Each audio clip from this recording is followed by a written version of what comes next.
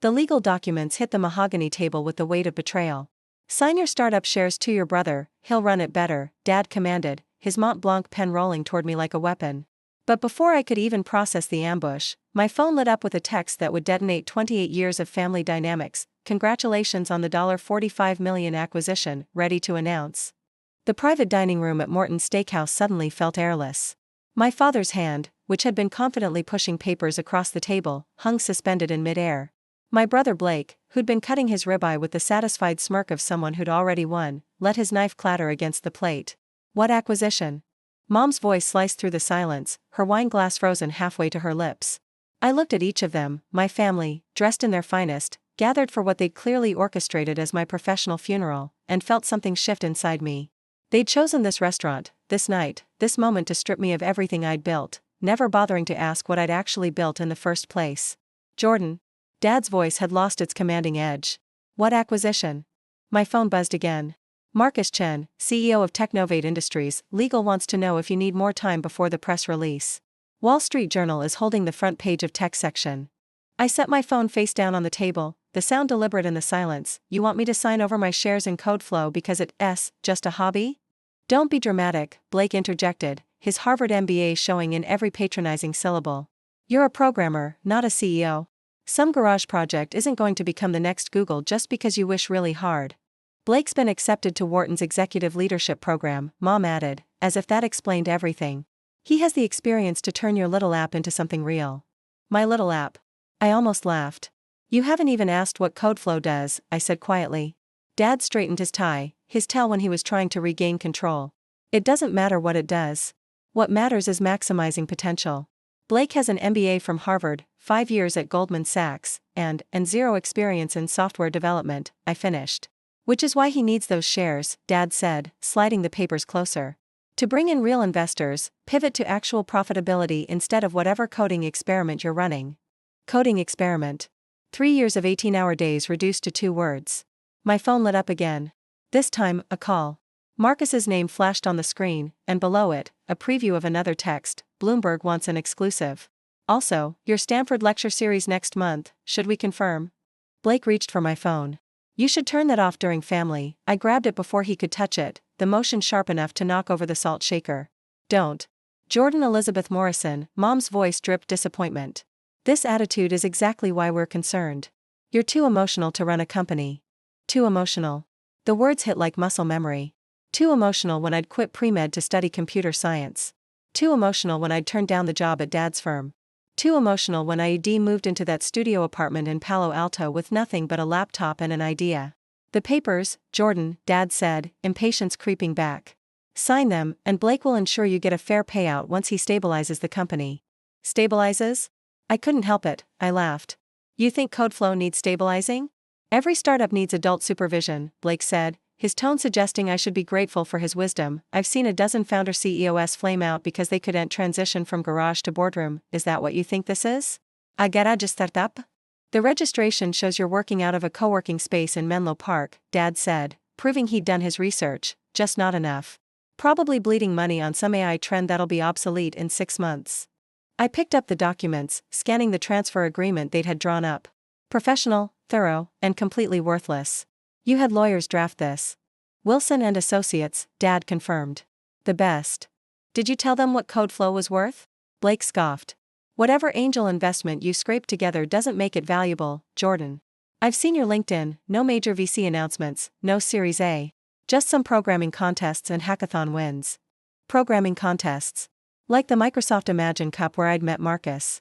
Like the DARPA challenge where we'd first tested the algorithm that would become CodeFlow's core. Like the quiet meetings in unmarked offices where people with security clearances had started asking questions about civilian applications. My phone buzzed again. A forwarded email from our legal team, subject line, Pentagon contract approval, classified. I set down the papers and signed. I need to take this call. Jordan. Dad's authority voice, the one that had commanded boardrooms for 30 years. Sit down. We're not done. But I was already standing, already walking toward the restaurant's private balcony. Behind me, I heard Blake, this is exactly what I mean. No sense of priorities. Who takes a call during a family intervention? The Dallas night air was crisp, city lights sprawling below like a circuit board. I answered Marcus's next call before it could ring twice. Jordan, thank God, his voice rushed through. Legal's having kittens. The acquisition announcement leaked. TechCrunch already has a partial story. Do we accelerate the timeline? How partial? They know Technovate's acquiring a revolutionary enterprise security platform for mid-8 figures. They don't have Codeflow's name yet or the military applications. Through the glass, I could see my family in animated discussion. Mom gestured wildly, Dad jabbed at the papers, Blake pulled out his phone, probably Googling frantically. Give me 10 minutes, I told Marcus. Then run it. You sure? Your family situation is about to resolve itself. I hung up and walked back inside to find 3 pairs of eyes locked on me with very different expressions. Confusion from Mom, calculation from Blake, and something new from Dad, uncertainty. Technovate Industries, Blake said slowly, phone in hand. Market cap 16 billion. Their CEO is a Marcus Chen. He looked up. Why is he calling you? I sat back down, poured myself water with steady hands. To discuss the acquisition. What acquisition? Dad's voice had gone quiet, his dangerous quiet. Codeflow's acquisition. 45 million upfront, 20 million in performance bonuses, and a board seat at Technovate. I sipped the water. We close Monday. The silence stretched like a held breath. That's. Blake's phone clattered to the table. That's impossible. You don't have any funding. No VCs. I checked. Because we didn't need them, I said simply. Codeflow was profitable from month 6. Profitable? Mom's wine glass finally completed its journey to the table. But you live in that tiny apartment. You drive a Honda Civic. You shop at Target. Yes. I don't understand, she said, looking genuinely lost. If you have a successful company, why live like a student? Because every dollar not spent on luxuries was a dollar invested in R&D. Because the Honda got me where I needed to go. Because I'd learned that the real power wasn't in looking successful, it was in being successful. But I just shrugged. I like Target. Dad leaned forward, CEO to CEO now. What does Codeflow do? Distributed encryption protocols for enterprise security. Real-time threat detection using AI models I developed during my PhD work. I paused.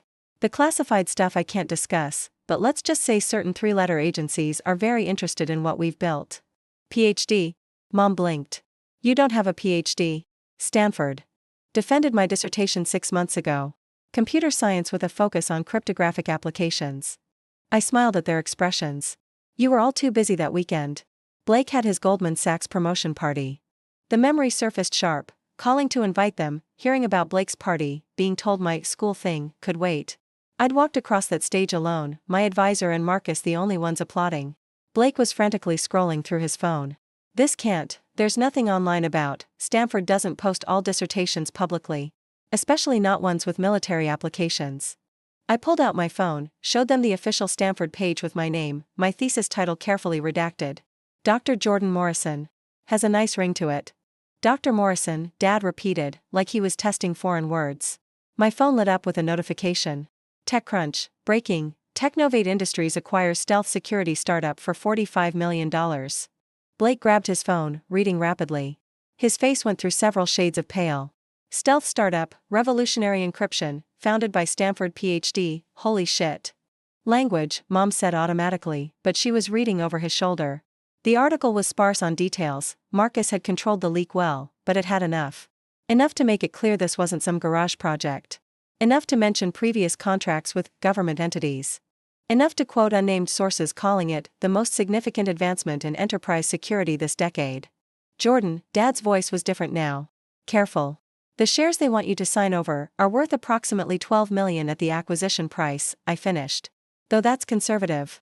With the earnouts and the technology pipeline we've developed, probably closer to 20. The transfer papers sat between us, suddenly radioactive. You were going to let me sign them, I said, not asking. We didn't know, Mom started. No. You didn't ask. I looked at each of them. 3 years. 3 years I've been building this, and not once did any of you ask what I was actually doing. Just assumptions. Just dismissal. Just Jordan's little coding project. That's not fair, Blake protested. You never said. I tried. Remember Christmas? When I mentioned the DARPA grant.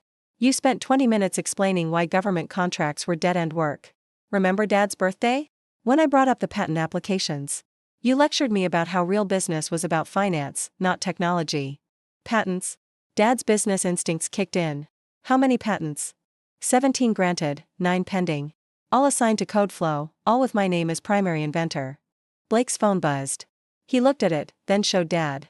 Goldman Sachs Group text, probably. The financial world was waking up to the acquisition. The press release goes wide in 5 minutes, I said. Wall Street Journal, Bloomberg, Reuters. By morning, everyone will know about code flow. I stood again, so the question is, do you want to be the family who tried to steal their daughter's company the night before it went public? Or do you want to pretend this dinner never happened? Jordan, wait, Mom reached for my hand. We're proud of you. No. I pulled back. You're impressed. There's a difference.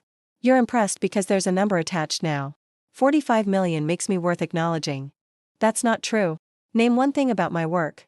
One specific thing about what I've built. Silence. Dr. Morrison, Dad tried, formal now. Perhaps we should discuss future opportunities. Technovate will need experienced board members. Stop. The word came out harder than I intended. Just stop. My phone exploded with notifications. The press release had dropped. Congratulations poured in from colleagues, competitors, friends. Everyone except the 3 people sitting at this table. I'm done here, I said, gathering my things. Blake, since you're so concerned about leadership, here's a lesson: due diligence.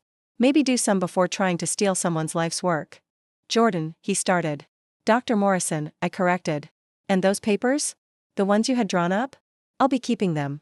My lawyers will want to see what exactly you tried to do. Just in case you get any future ideas about my hobby. I left them with the check and the worthless papers and the weight of their assumptions. The valet brought my Honda Civic, my perfectly functional, purposely modest Honda Civic, and I drove away from Morton's feeling lighter with each mile. My phone rang through the car speakers. Marcus. How'd it go? He asked. About as expected. They tried to take the company before knowing what it was worth. I'm sorry. Don't be. It clarified things. I turned onto the highway, heading for the airport. I'll be back in Palo Alto tonight. Let's do the Stanford announcement tomorrow as planned. The lecture series on applied cryptography? Absolutely. Professor Morrison has a nice ring to it. Professor Morrison. Another title they'd never bothered to learn about. I'd been teaching graduate seminars for a year, shaping the next generation of security engineers while my family thought I was playing with computers.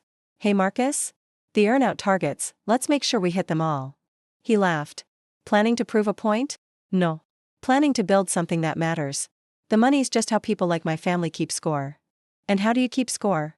I thought about it as Dallas disappeared in my rearview mirror. How did I measure success? Not in dollars or titles or the approval of people who'd never bothered to truly see me. Lines of code that keep people safe, I said finally. Problems solved. Systems built. Lives improved.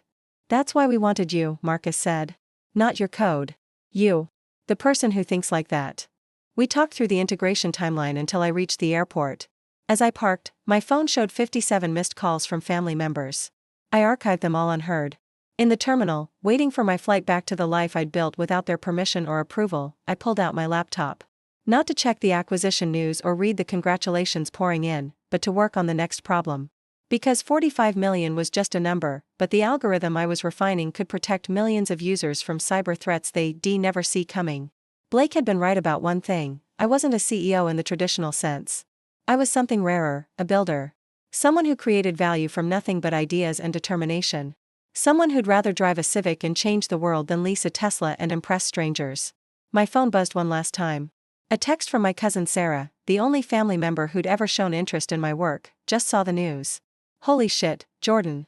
Also, your mom called crying about some dinner disaster? Want to grab coffee when you're back? I smiled and typed back, coffee sounds good. And it wasn't a disaster. It was a clarification. Clarification of what? That some tables aren't worth having a seat at. The boarding announcement echoed through the terminal. First class to San Francisco, Marcus had insisted on the upgrade. As I settled into my seat, I thought about the transfer papers still sitting on that restaurant table. Evidence of what my family thought I was worth versus what I'd proven I was worth. 28 years they'd had to see me. To ask. To care about something beyond their narrow definitions of success. They'd finally paid attention, but only to the number, not the work. Not the sleepless nights debugging code. Not the moments of breakthrough when an impossible problem suddenly revealed its solution. Not the quiet satisfaction of building something that mattered. The plane lifted off, carrying me back to the life I'd chosen. Below, Dallas glittered with ambition and assumption. Above, nothing but clear sky and possibility. My laptop powered on, code filling the screen. There was work to do. Systems to build. Problems to solve.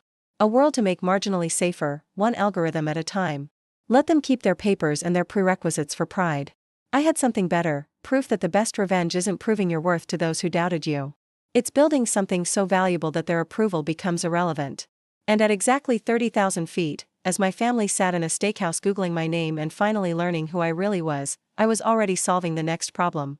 Because that's what builders do, they build, regardless of who's watching or what table they're invited to sit at. The irony wasn't lost on me. They'd tried to take my shares in a company worth millions. But what they'd really lost was worth so much more, the chance to know their daughter, sister, the person who'd rather create than conform. Their loss. My freedom. And 45 million reasons to never look back.